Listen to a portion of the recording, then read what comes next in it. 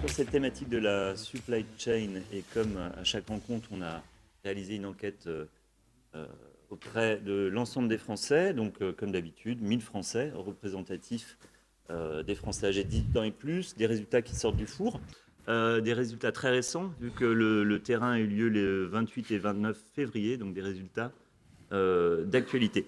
Là, on vous présente vraiment juste un extrait des résultats pour vous donner aussi envie d'aller voir le reste des données. Deux questions qu'on a donc posées à l'ensemble des Français. Déjà, par rapport aux différents secteurs d'activité, retail, quel était le délai idéal attendu des Français ou le délai d'attente maximal par rapport à différentes catégories de produits. Donc la sensibilité des Français à ces délais de livraison.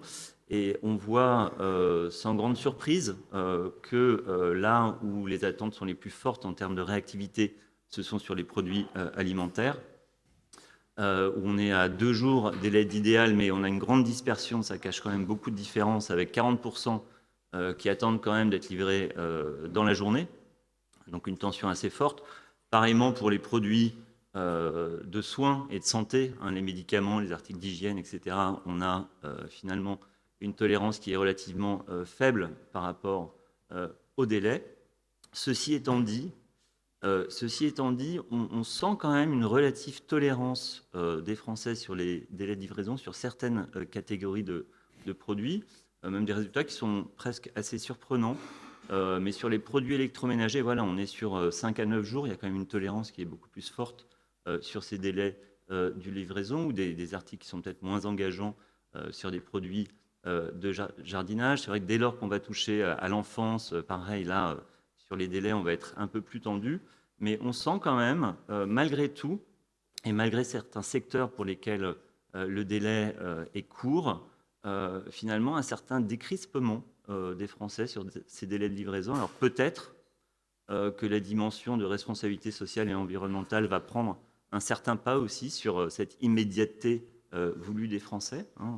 On peut aussi imaginer ça. Mais on voit quand même en tout cas une grosse dispersion selon évidemment les différents secteurs en termes de sensibilité au délai. On n'a pas le luxe ici, où évidemment le luxe par contre, on n'est pas sur une problématique de rupture, mais de rareté. Donc le délai perméable sur le luxe est beaucoup plus élevé. Alors face à ces possibilités de rupture aussi, quels sont les comportements des Français par rapport à leur enseigne? Quel est le degré de volatilité des Français s'ils ne trouvent pas ce produit à disposition? On retrouve cette crispation sur les produits alimentaires, où là la volatilité de changer d'ancienne est extrêmement forte, hein, 51%. On le retrouve encore sur des produits qui sont importants pour la santé, ou là encore, ou des produits pour lesquels on est extrêmement attaché, le téléphone mobile qui est un objet du quotidien, où là on a toujours cette volatilité qui est assez forte, hein, un individu sur 4.